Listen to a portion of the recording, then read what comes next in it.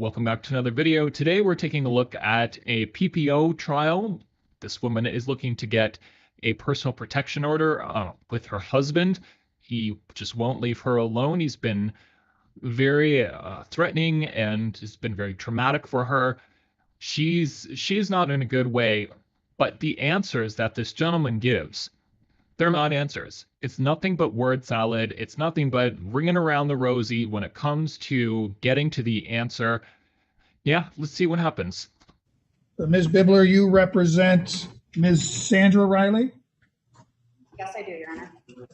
All right, and I see Stephen Riley is present, so I'm going to bring him in. Mr. Stephen Riley, I'm calling your case now. So, give me a moment to take a quick look at the file. And I'm sorry, Ms. Bibler, I do see an appearance in here, but for whatever reason, they didn't put it on the docket sheet. Okay, so what I'm going to do is, Ms. Bibler, put your client under oath and have you establish a factual basis for a PPO. Ms. Riley, would you raise your right hand, please? You do swear to tell the truth, the whole truth, and nothing but the truth, so help you God? Yes, Your Honor. You put your hand down now, state your full name.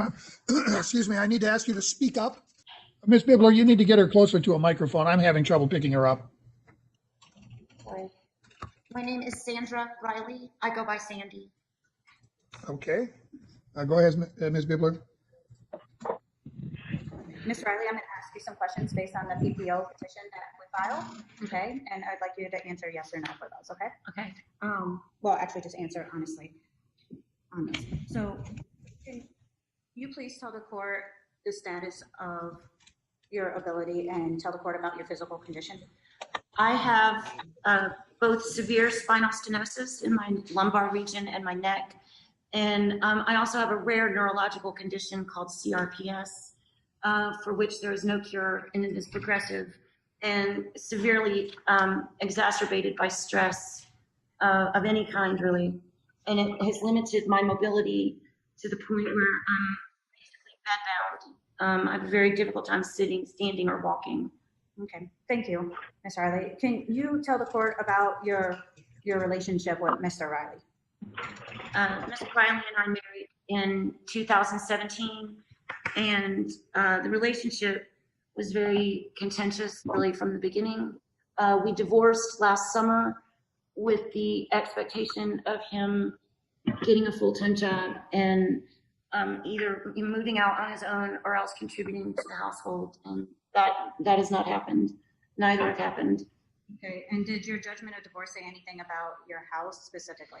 The judgment of divorce stated that the house would be in my name, and actually we did a quitclaim deed to transfer the title, the deed, over to me, to my name. Okay, and did it say anything about who had use of the home, or? The divorce agreement that Mr. Riley agreed to stated that I would have sole proprietorship of the home and use of the home. Okay. And can you tell the court what the interactions between you and Mr. Riley have been? There's been a lot of conflict. There's it's an emotional roller coaster that varies from hour to hour, sometimes second to second, and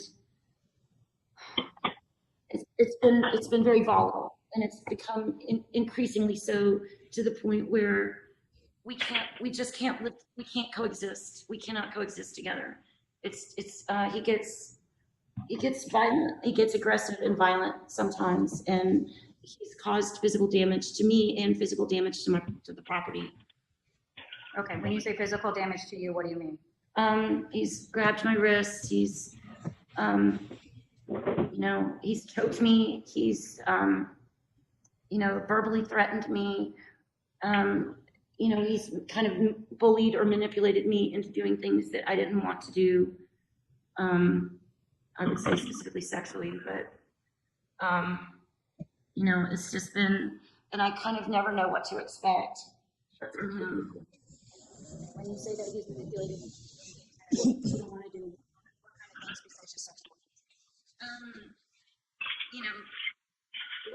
He requires a lot of marijuana to get through the day. And that's become a very, very expensive habit to try to support when I'm living on disability. And, you know, it has precluded him from being able to find an appropriate job. So it's become a very codependent, toxic relationship, and one that I don't want to enable anymore. So you indicated marijuana. He pressures you for marijuana. Is there anything else that he pressures you for? Well, I mean, he has misappropriated monies that I've given him for a certain purpose and kept it for himself to spend on whatever it is that he spends it on. I'm not really sure. You know, I can't, you know, he is in the past threatened, you know, manipulated, bullied me into giving him my prescription medication, and has stolen it on numerous occasions. I've had to file police reports to report my medication missing, and even still, you know, my doctor would not refill it. So it's put me in, you know, peril in not having access to the specifically Percocet that I've taken for this chronic pain condition that I suffer. Okay. Has Mr. Riley ever threatened you? Yes. Can you tell the court about that? You know, I can play this recording. Okay. Can you just tell the court about the threat? He had been out, you know, when he has gotten really aggressive or starts slamming things or yelling at me or whatever, I would, you know, ask him to leave or tell him to leave, you know, go take a walk, go calm down, do what you need to do. But, you know, you're not going to be in here while you're being so aggressive. And he's come, you know, where am I? I asked you if he's ever threatened you. Yes, and one time he came back and we were kind of negotiating through the door, and I kept saying, you know, you can humble yourself a little bit. You know, you've just done X, Y, Z. You can humble yourself before you come in. And I opened the door, and he said, you know, told me that he was going to cut my throat, cut my tongue out if I didn't quit talking to him that way. And I had not, at that point, you know, I had not been inappropriate. And I was very, very calm actually prior to him coming inside. So that was kind of just out of the blue. Okay. Is Mr. Riley always like this? No. And what seems to cause him to switch? He's on a roller coaster, and it has, I think, a lot to do with his use of marijuana. And I suspect that, I mean, I'm not a therapist or a psychiatrist or anything, but I have suspected that he's got some mental or neurological issues going on. And I've implored him to seek counseling, to get help, to, you know, even go in and tell them that he's homicidal or suicidal, to try to just get help, you know, for himself, and he won't do it. And do you feel safe?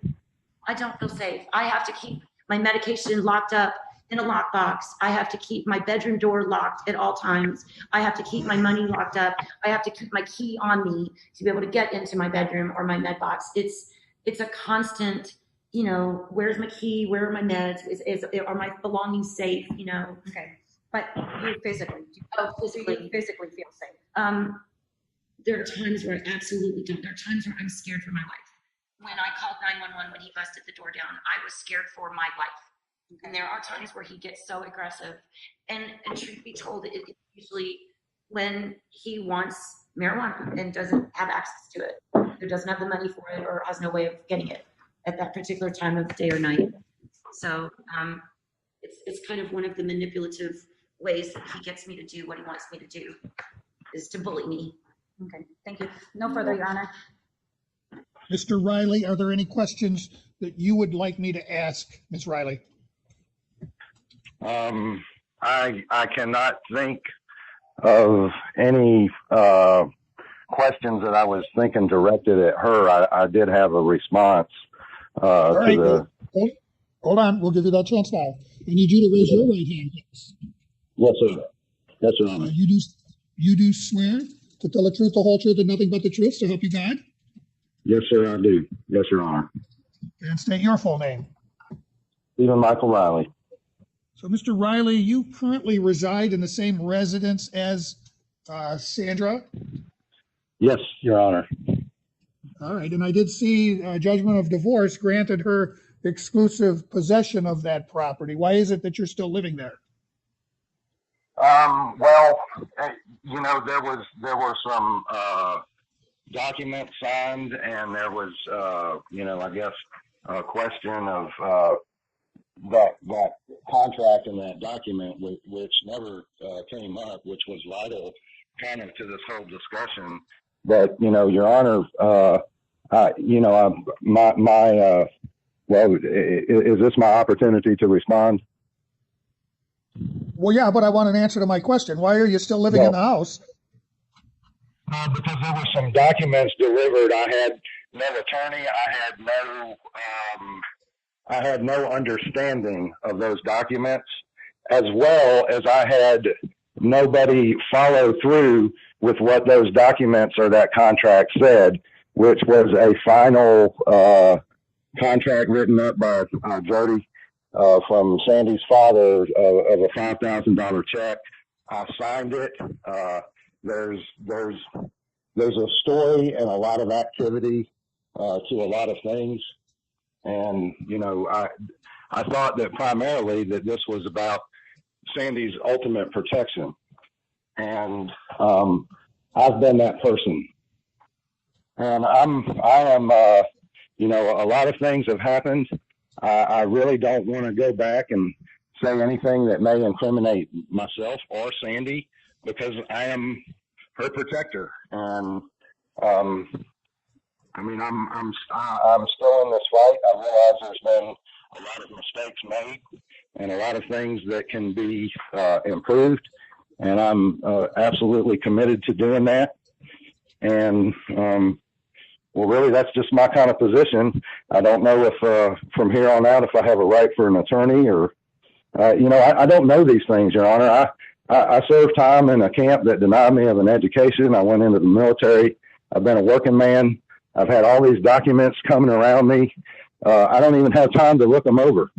I'm concentrating on trying to take care of Sandy. And I think at heart, she knows that. And, all of these questions kind of seem to feel more like a witch hunt. Now I realize that her protection and her welfare is certainly the subject at hand. I'm committed and full-hearted and moving ahead in any way that I can in that aspect. Is there anything else you think I need to know to roll on? All right, Ms. Bibler, do you have some questions for Mr. Riley? Mr. Riley, you indicated that you didn't know what the divorce judgment was, but you also indicated during that process that you had an attorney review them. Is that incorrect? I'm sorry that Your Honor, am I required by law to answer her questions? Yes, you are, sir. Okay. All right. Well, I was just asking, Your Honor. So I'm sorry. What was the question again? The question was, during the divorce process, it was a consent order. You broke up a little bit, Ms. Bibler. Start over. I'm sorry. During the divorce process, you indicated to me and Ms. Riley in written communication that you had an attorney that you were going to have review that document. Is that correct? I've not been able to afford an attorney. Again, my primary dominant focus in life has been trying to take care of Sandy.